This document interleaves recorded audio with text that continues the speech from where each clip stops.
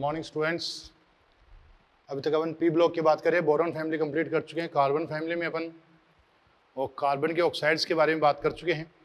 आज अपन बात करेंगे कार्बन के अपर रूप सिलिकेट्स एंड सिलिकॉन्स। पहली बात करते हैं कार्बन के अपर रूप। कार्बन के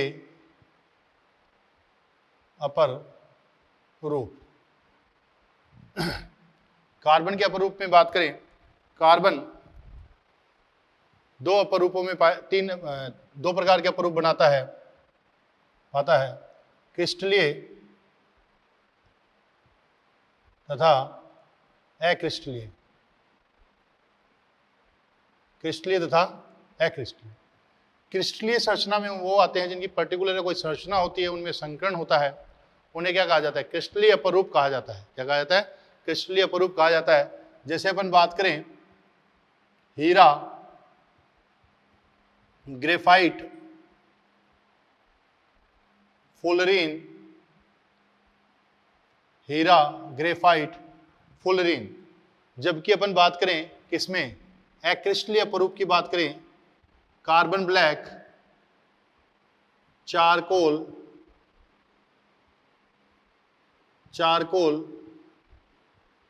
काजल,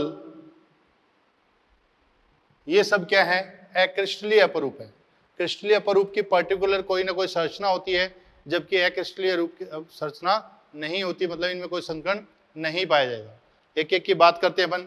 पहले बात करते हैं क्रिस्टलीय अपर रूप। क्रिस्टलीय अपर रूप में बात करते हैं पहले डायमंड, हीरा।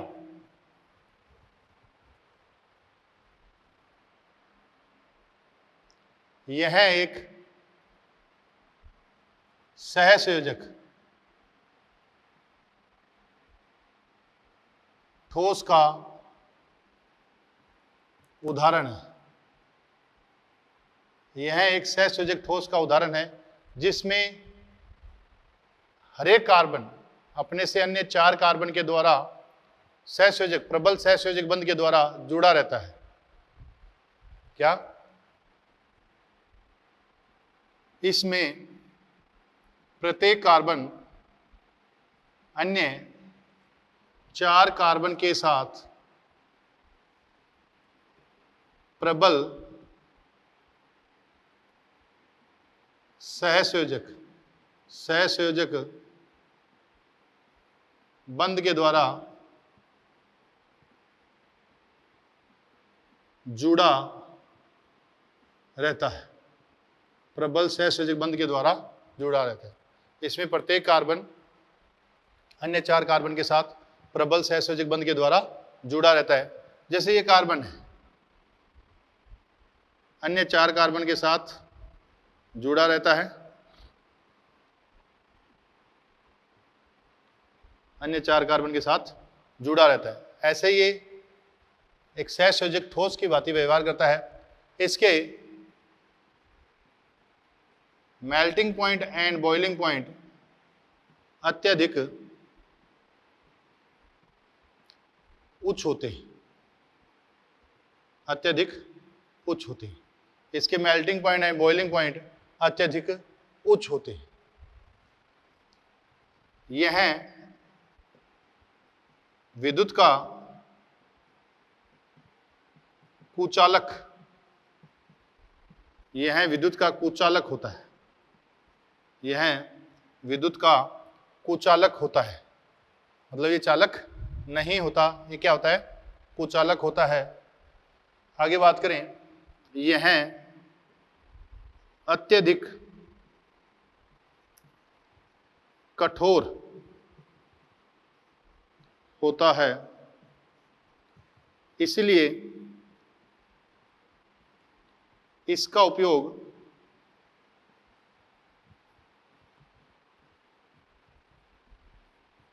शीशे या कांच, ग्लास की कटिंग में किया जाता है।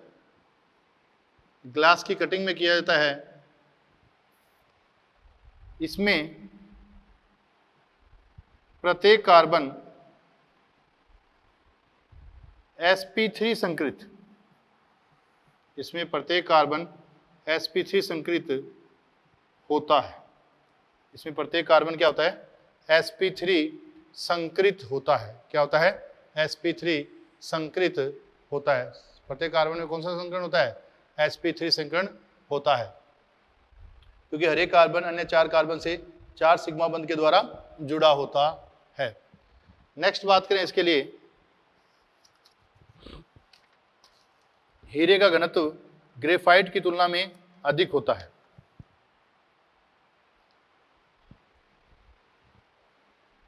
हीरे का घनत्व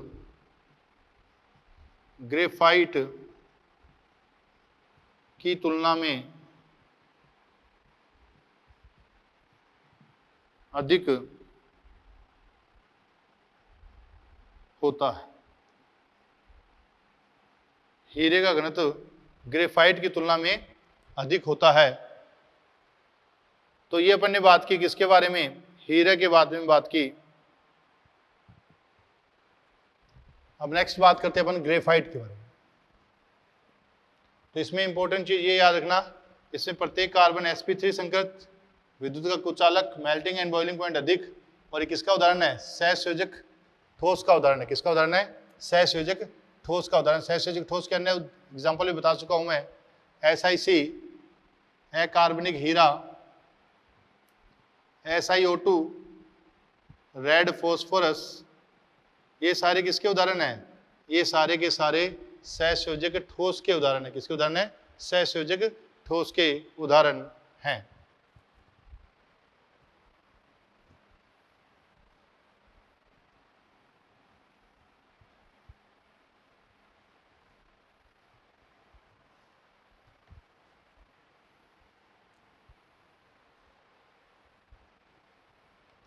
नेक्स्ट बात करें ग्रेफाइट।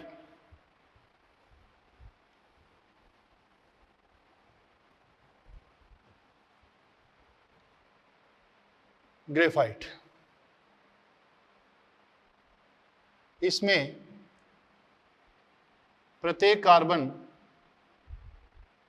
अन्य 3 कार्बन से जुड़ा होता है तथा एक इलेक्ट्रॉन 3 कार्बन से जुड़ा होता है, जबकि कार्बन हीरे में चारों कार्बन से जुड़ा होता है, तथा एक इलेक्ट्रॉन मुक्त रूप से पाई बंध के रूप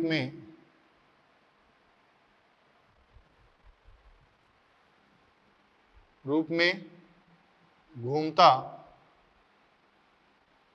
रहता है। इसीलिए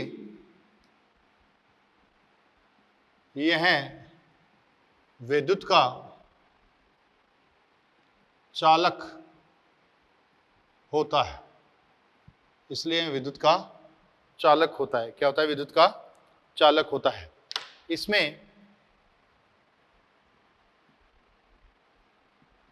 प्रत्येक कार्बन sp2 संकृत होता है। इसमें प्रत्येक कार्बन sp2 संकृत होता है। इसमें 2 परतें आपस में दुर्बल वांडरवाल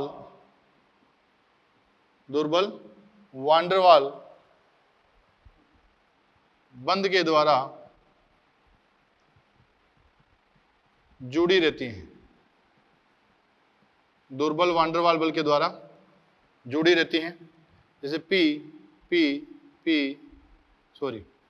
कहां से आ गया, carbon carbon carbon carbon hexagonal structures बनाते हैं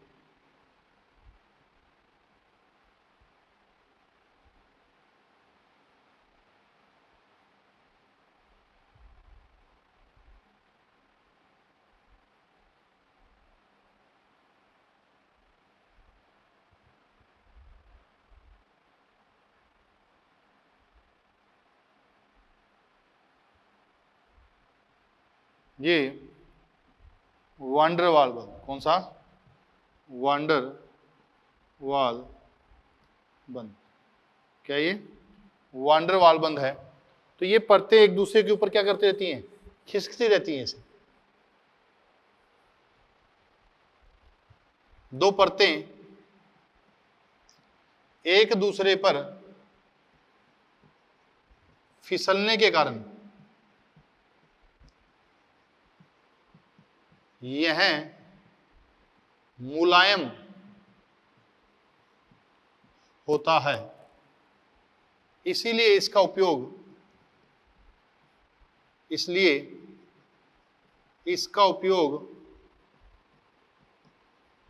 शुष्क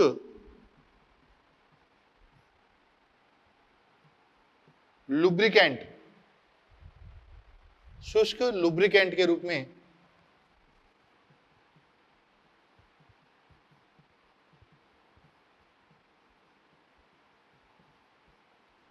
किया जाता है। शुष्क लुब्रिकेंट, जैसे अपन बेटा जी मोटरसाइकिल में क्या करते हैं कि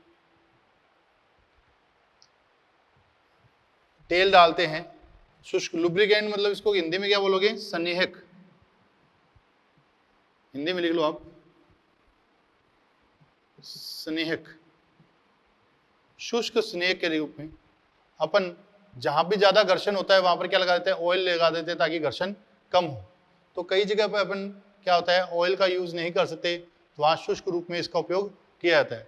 अब एक क्वेश्चन पूछते हैं बार बार, HB पेंसिल में या लेड पेंसिल किसकी बनी होती है? लेड पेंसिल ग्रेफाइट की बनी होती है। ग्रेफाइट की बनी होती है। लेड पेंसिल किसकी बनी होती है? ग्रेफाइट की बनी होती है। किसकी बनी होती है? ग्रेफाइट की बनी होती है। उसमें लेड 0% होता है, तो ये याद रखें। इसमें प्रत्येक कार्बन sp2 संकृत होता है। यह विद्युत का चालक होता है। विद्युत का क्या होता है? चालक होता है। तो इसमें बात की अपन ने, यह विद्युत का चालक होता है। परमाणु भट्टी में ग्रेफाइट को मंदक के रूप में उपयोग किया जाता है। परमाणु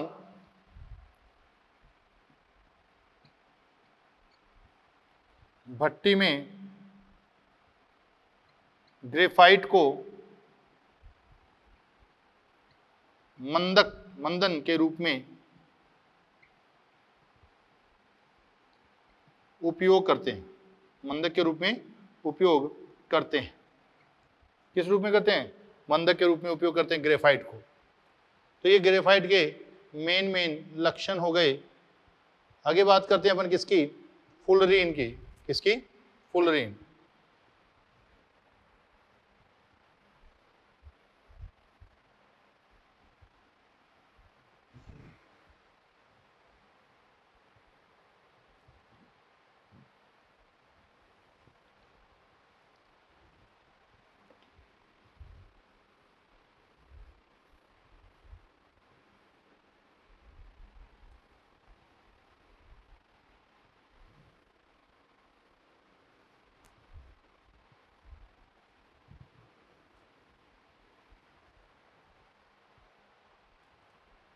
नेक्स्ट बात करते हैं अपन फुलरीन। फुलरीन की बात करें, फुलरीन कार्बन का शुद्धतम रूप है। शुद्धतम रूप है, कार्बन का शुद्धतम रूप है। इसके कई प्रकार होते हैं, जैसे C60 होता है, C32 होता है, C50 होता है, C70 होता है, C84 होता है। जो मेन जो है वो कौन सा है? इन्हें गुच्छे होते हैं। इन अपरूपों में आणविक सूत्र C60 वाला सबसे महत्वपूर्ण है। सबसे महत्वपूर्ण कौन है? C60 वाला जो अपरूप है, इसका पार्ट है इसका, वो सबसे महत्वपूर्ण है। इसे क्या कहा जाता है? बक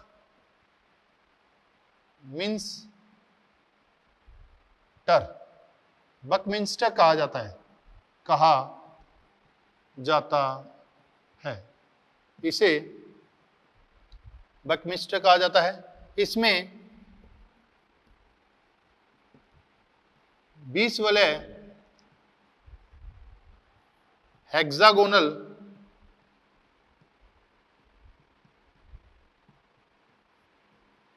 षष्ठ, हिंदी में बोलते हैं षष्ठकोणीय तथा 12 वलय पंचकोणीय, 5 कार्बनों वाली होती हैं, षष्ठकोणीय तथा 12 वलय पंचकोणीय होती हैं। इसमें प्रत्येक कार्बन sp2 संकरित, प्रत्येक कार्बन sp2 संकरित होता है। यह विद्युत का चालक, यह विद्युत का चालक होता है। यह विद्युत का क्या होता है? चालक होता है।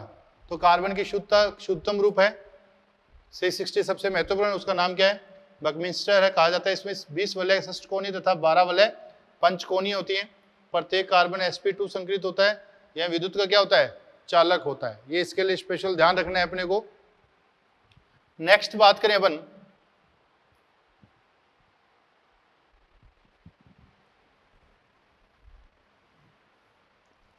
ये कार्बन के ऑक्साइड तथा उसके अपर रूपों की बात हो चुकी है। अब अक्रिस्टलीय बात कर लें थोड़ी सी। पहली बात करें चारकोल के बारे में बात करें।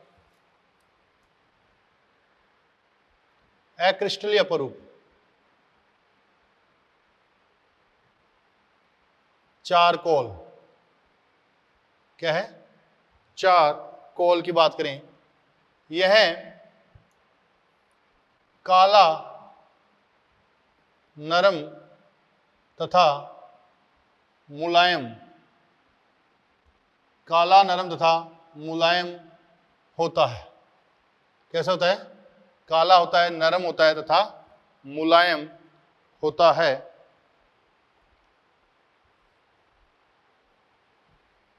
काला, नरम तथा मुलायम होता है। यह 3 रूपों में पाया जाता है। कितने रूपों में? 3 रूपों में पाया जाता है। पहला कास्ट चारकोल, पहला कास्ट चारकोल, दूसरा जांत्य चारकोल, तीसरा शर्करा चारकोल। शर्करा चारकोल, तो 3 चारकोल हो गए।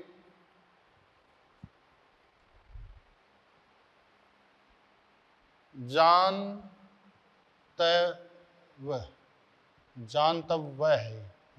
चारकोल, कास्ट चारकोल, जानतव चारकोल, शर्करा चारकोल। इसको हड्डियों के आसवन से, हड्डियों के आसवन से, हड्डियों के आसवन से बनाया जाता है। हड्डियों के आसवन से बनाया जाता है। शर्करा चारकोल नाम से ही पता चल रहा है इसको किससे बनाया जाता है? शर्करा से बनाया जाता है। जैसे C12H22O11, इस पर अपन क्या कर दें? सांद्र H2SO4 ले लें। क्या ले लें? सांद्र H2SO4। तो अपने क्या होगा? अपने बताया सांद्र H2SO4 एक निर्जलीय कारक की तरह व्यवहार कराता है। इसको जहां भी H2O मिलता है ये लेकर बाहर निकाल देता है। तो क्या बन जाएगा अपने पास? 12 कार्बन प्लस 11 H2O मिल जाएंगे। तो ये जो ये कार्बन बना है इससे कहते हैं शर्करा चारकोल। और जानते हुए चारकोल कौन सा, हड्डियों के आसवन से बना हुआ, हड्डियों की जो राख जो बन जाएगी उसमें आसवन से बना हुआ।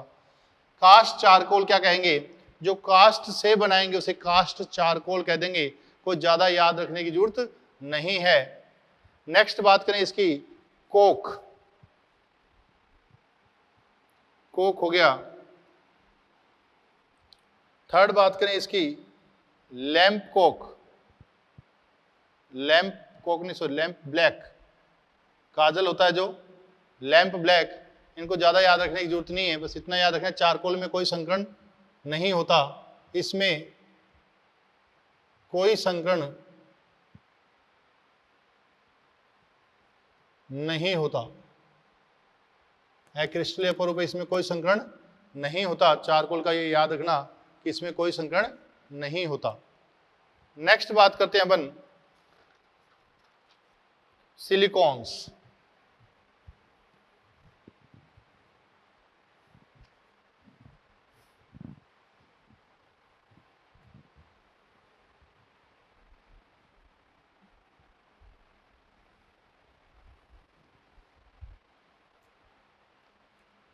नेक्स्ट बात करते हैं सिलिकॉन।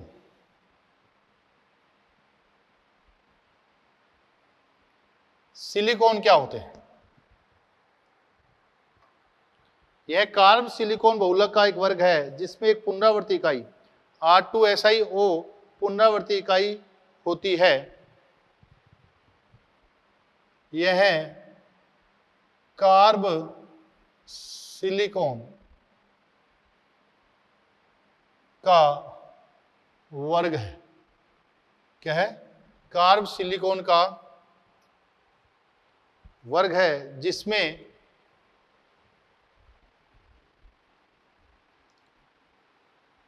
R2SiO इकाइयों की पुनरावर्ती होती है, इनकी पुनरावर्ती होती है।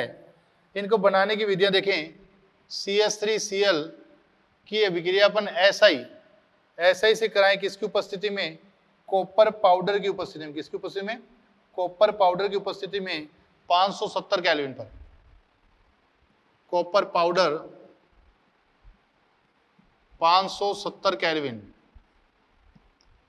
तो अपने को बेटा जी विभिन्न प्रकार के सिलिकॉन्स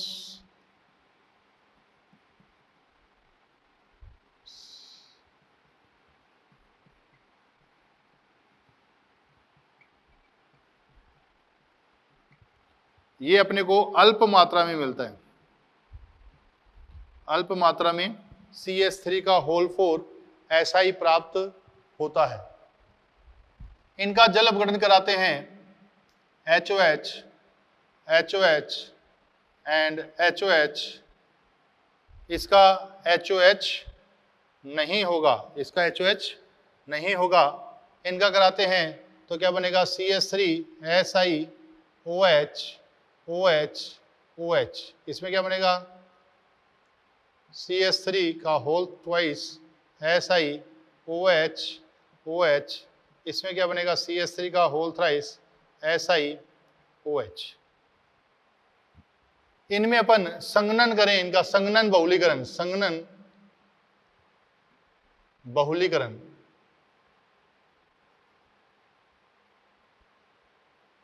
संघनन बहुलीकरण करें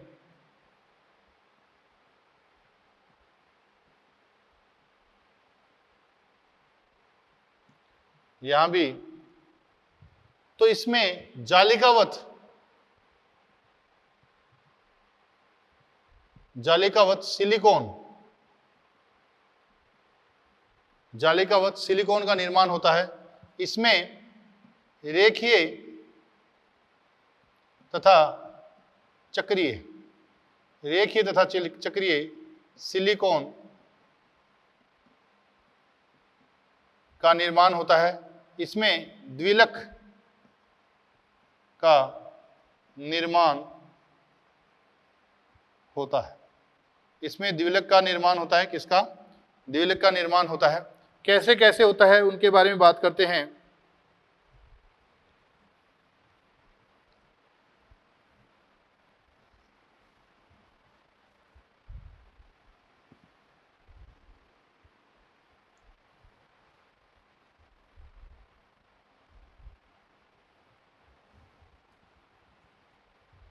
इसके लिए बात करें SiCH3OH OH OH SiCH3OH OH HO SiCH3OH OH HO SiOH OH OH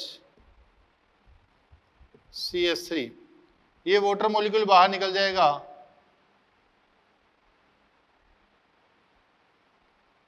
ऐसे ही आगे जुड़ते जाएंगे तो अपने पास network like structure SiCH3O negative O SiO negative CH3O SiO SiO CH3O negative O negative CH3, ऐसे खूब सारी जालिका आपस में जुड़ते जाएंगे ये ग्रुप, तो एक जालिकावत संरचना का निर्माण होगा। तो इन्हें बोलते हैं जालिकावत सिलिकॉन्स। क्या बोलते हैं? जालिकावत silicones.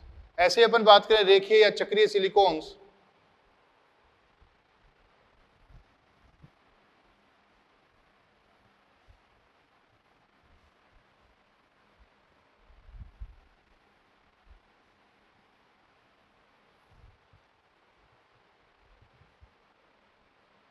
CH3 SiOH OH CH3 HO Si CH3 CH3 OH HO Si CH3 CH3 OH, ये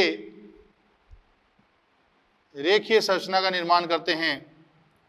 Si CH3O negative CH3O Si CH3 CH3O Si CH3 CH3O negative, ये ऐसे एन मॉलिक्यूल जुड़ जाते हैं, लंबी लंबी श्रृंखलाओं का निर्माण होता है। यदि इस श्रृंखला को अपने को क्या करना है? क्लोज करना है, बंद करना है। तो अपन क्या करेंगे? इस सिलिकॉन का अपन इसके साथ अभिक्रिया करा देंगे।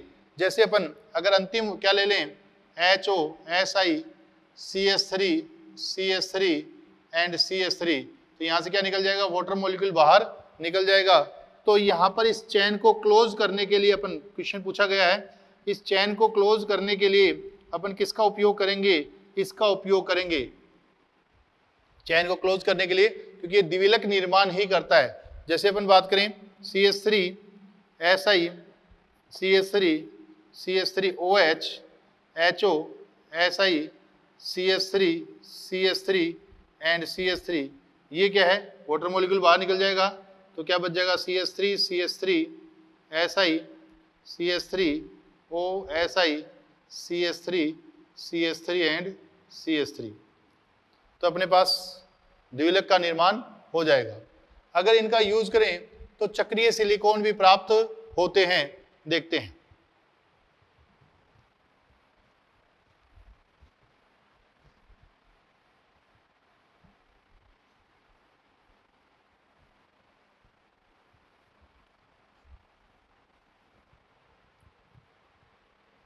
चक्रीय silicon Si CH3 CH3 OH HO Si CH3 CH3 OH HO Si CH3 CH3 OH OH, यहाँ वाटर मॉलिक्यूल बाहर निकला, वाटर मॉलिक्यूल बाहर निकला, वाटर मॉलिक्यूल बाहर निकला, तो क्या बन जाएगा?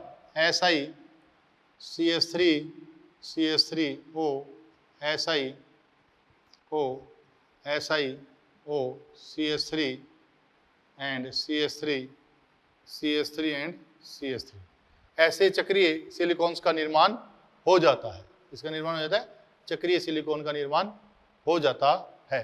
तो ये अपने पास क्या हो गए? सिलिकॉन्स हो गए। क्या हो गए? सिलिकॉन। अब अपन बात करते हैं नेक्स्ट, सिलिकेट्स। सिलिकेट के लिए बात करें,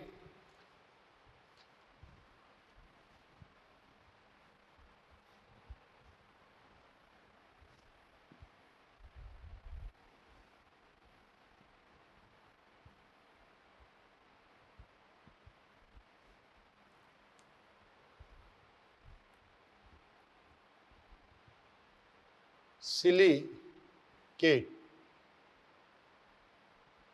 सिलिकेट के लिए बात करें,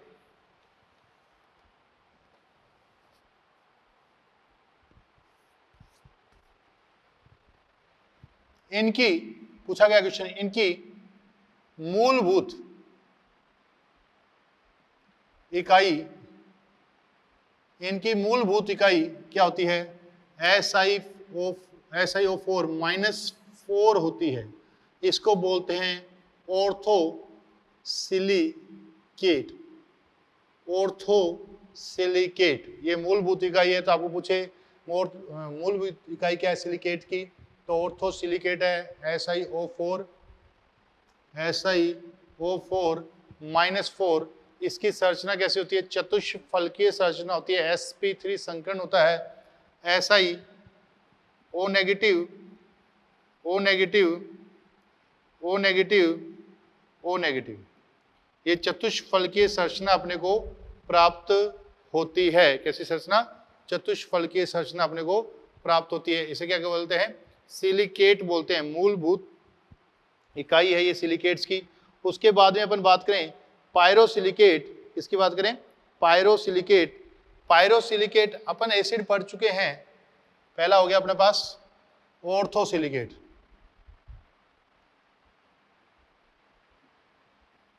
सेकेंड नंबर बात करें पायरोसिलिकेट।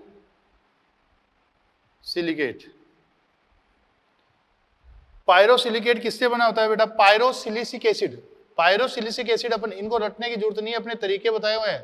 पायरो एसिड बनाया था अपने। पायरोसिलिकेट किससे बनेगा? दो ऑर्थोसिलिकेट मिलाने से पायरोसिलिकेट का निर्माण हो जाएगा। उनके अंदर क्या होगा? एक ऑक्सीजन कॉमन होगा।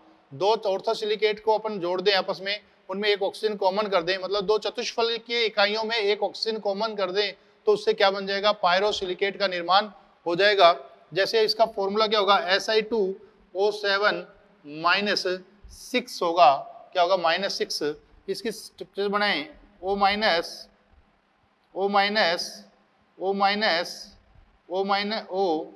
Si and O-। इसमें ये एक ऑक्सीजन दो के बीच में क्या है? कॉमन है। ये पूछता है वो पायरोसिलिकेट में कितने ऑक्सीजन कॉमन है, तो अपन बताएंगे पायरोसिलिकेट में एक ऑक्सीजन कॉमन है। क्या है? एक ऑक्सीजन कॉमन है। ऐसे ही नेक्स्ट बात करें तो अपने पास दो हो चुके हैं। एक तो ऑर्थोसिलिकेट, इसको मूलभूत इकाई भी बोल देते हैं। क्या बोल देते हैं? मूलभूत इकाई। उसके बाद में अपन बात करें श्रृंखला सिलिकेट। चार नाम लिख लेते हैं। श्रृंखला सिलिकेट, वो पूछता है 2D सिलिकेट,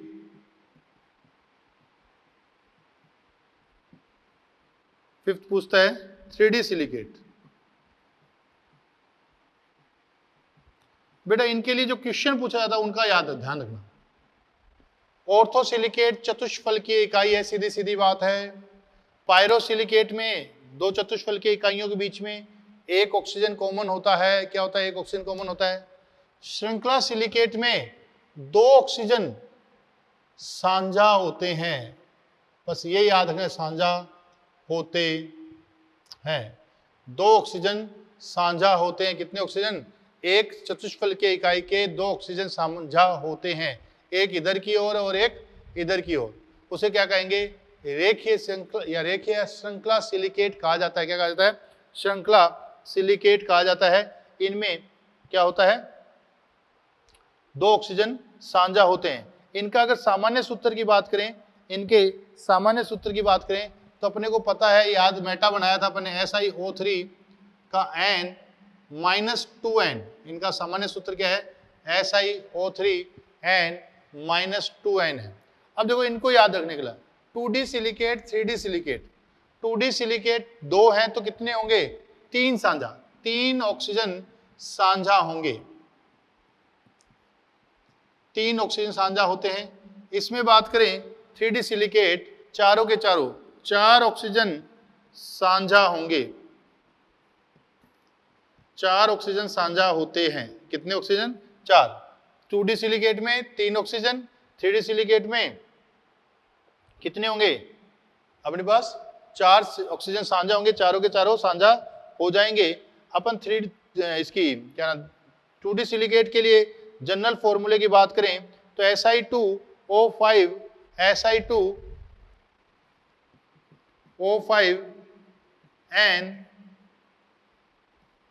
N-2N, इसका ये जनरल फॉर्मूला हो जाएगा। 3D सिलिकेट में सारे के सारे क्या चतुष्फल के चारों किनारे क्या हो जाएंगे साझा हो जाएंगे। तो अपने को यही याद रखना है, ऑर्थो सिलिकेट मूलभूत इकाई चतुष्फल की संरचना,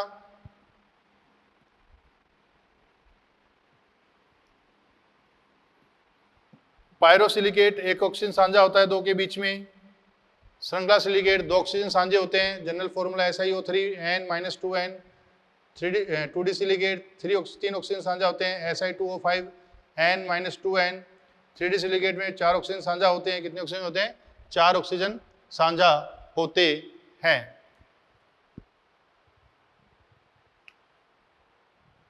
नेक्स्ट अपन बात करें सिलिकॉन्स हो गए हैं। जियोलाइट की बात करते हैं, जियोलाइट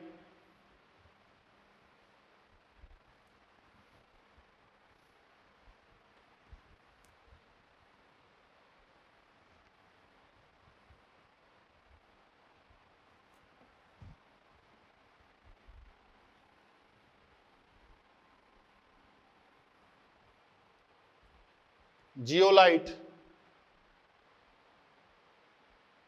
क्या ये जियोलाइट, जियोलाइट में बात करें जियोलाइट क्या है, यदि सिलिकॉन डाइऑक्साइड के त्रिविम जालक में से कुछ सिलिकॉन परमाणु किससे एल्युमिनियम परमाणु सिलिकॉन डाइऑक्साइड है ये है,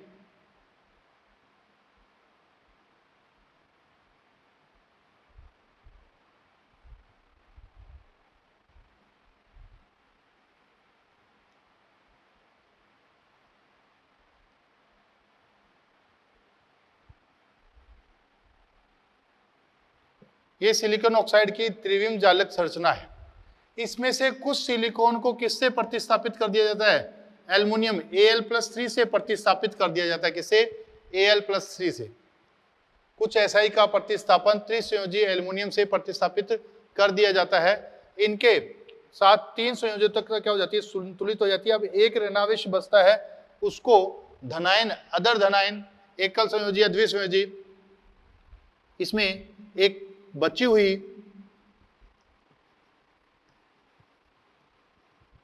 ऋणावेश को धनायन जैसे सोडियम, पोटेशियम, कैल्शियम आदि से संतुलित कर दिया जाता है, किससे संतुलित कर दिया जाता है एक बची हुई ऋणावेश को धनायन जैसे सोडियम, पोटेशियम, कैल्शियम आदि से संतुलित कर दिया जाता है।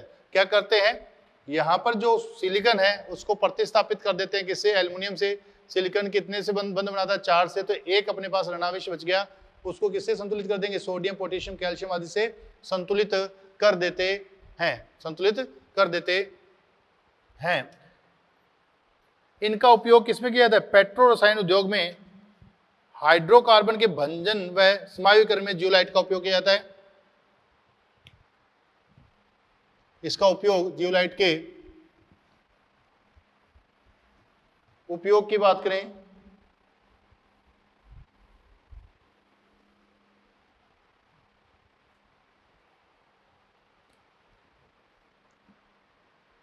का उपयोग पेट्रो रसायन पेट्रो रसायन उद्योग में भंजन तथा समावयवीकरण में किया जाता है। भंजन क्या होता है? टुकड़े करना, और समावीकरण उसमें अलग अलग समावयवता प्रदर्शित करने लगता है। उदाहरण के लिए अल्कोहल को गैसोलीन में परिवर्तित करने के लिए एग्जाम्पल ZSM-5 का उपयोग अल्कोहल को गैसोलीन में परिवर्तित करने के लिए किया जाता है।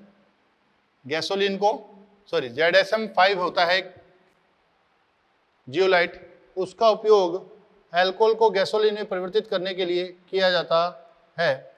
साथ में ही जियोलाइट का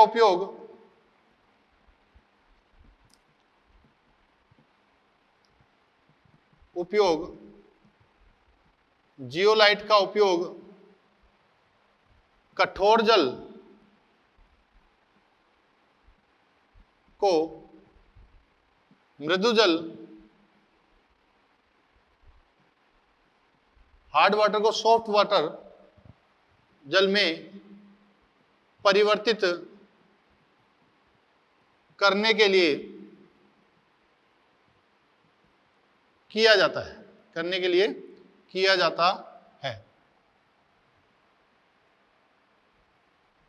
जाता है, अब इसके कुछ पॉइंट हैं, उनको अपने को स्पेशल ध्यान रखना है, जो लेड के लिए हैं। किसके लिए हैं? लेड के लिए, उनके लिए बात करते हैं।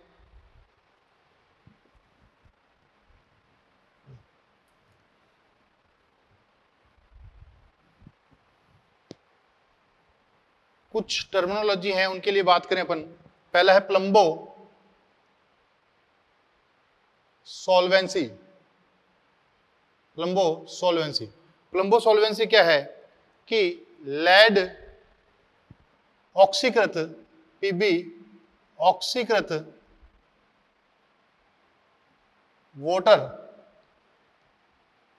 वाटर से अभिक्रिया कर हाइड्रोक्साइड का निर्माण करता है। किसका निर्माण करता है? हाइड्रोक्साइड का निर्माण करता है। जैसे अपन बात करें Pb प्लस H2O, अगर इसमें हाफ O2 है, ऑक्सीकृत है, तो क्या बन जाएगा? PbOH का होल ट्वाइस बन जाएगा। क्या बन जाएगा? PbOH का होल ट्वाइस। ये वाटर कैसा हो जाता है? जहरीला हो जाता है। कैसा? विषैला हो जाता है। क्या करते हैं? लेड पाइपों में लेड क्या होता है? लेड के प्लम्बो सॉल्वेंसी को सल्फेट तथा कार्बोनेट आयन घटाते हैं। प्लम्बो सॉल्वेंसी को सल्फेट तथा कार्बोनेट आयन क्या कर देते हैं? घटाते हैं।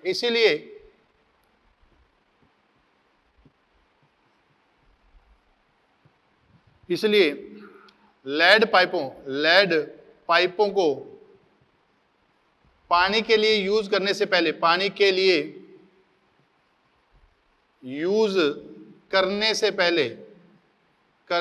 पहले इसमें कठोर जल प्रवाहित किया जाता है। क्या प्रवाहित किया जाता है? कठोर जल प्रवाहित किया जाता है, क्योंकि कठोर जल में बेटा क्या होता है? सल्फेट होते हैं, जो Pb से रिएक्शन करके क्या बना देते हैं? PPT बनाते हैं। प्रवाहित किया, क्योंकि इसमें सल्फेट आयन होते हैं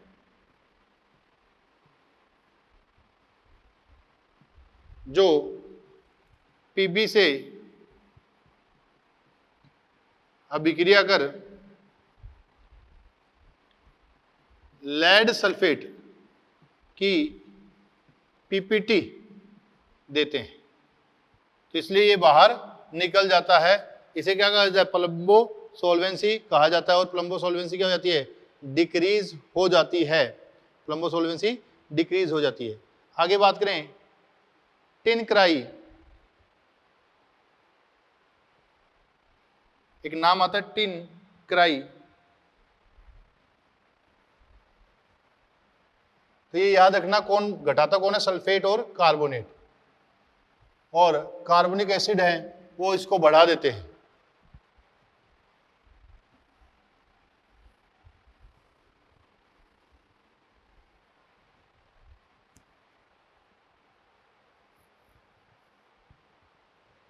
टिन क्राई। जब क्या होता है? टिन क्रैकिंग होती है टिन में। जब टिन में क्रैकिंग तिड़कता है तो इसे टिन क्राई कहा जाता है। ओके, ये वर्ड है, उनको ध्यान रखना। टिन क्राई किसे कहा जाता है? अपन बात करें टिन प्लैक। टिन प्लैक की बात करें, जब व्हाइट क्रिस्टलाइन टिन किसमें चेंज हो? जब श्वेत क्रिस्टलीय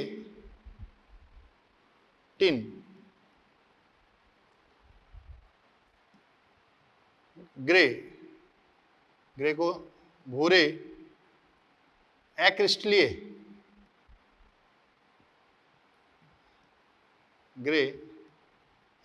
टिन में परिवर्तित होता है तो इसे टिन प्लैक कहा जाता है। ठीक है, ये वर्ड आपको ध्यान रखने, इसमें क्या क्या होता है। तो ये अपनी जो मेन बातें थी अपन कर चुके हैं, और इनके यूज कुछ हैं वो आप एनसीईआरटी पढ़ें, उनसे यूज देखें। तो ये अपनी कार्बन फैमिली कंप्लीट होती है। नेक्स्ट क्लास में अपन नाइट्रोजन फैमिली स्टार्ट करेंगे। पी ब्लॉक में सबसे ज्यादा जो क्वेश्चन पूछे जाते हैं वो नाइट्रोजन फैमिली से पूछे जाते हैं। किससे पूछे जाते हैं? नाइट्रोजन फैमिली से। तो नेक्स्ट क्लास में अपन बातें करेंगे नाइट्रोजन फैमिली की। तो आप इससे पहले आप जो अपन नई क्लास स्टार्ट करें उससे पहले आप बोरॉन का कार्बन फैमिली को ढंग से पढ़ें, अपने जो सीएलसी के नोट्स हैं उनको पढ़ें, और उन मॉडल में जो क्वेश्चन दे रखे हैं उनको ढंग से करें।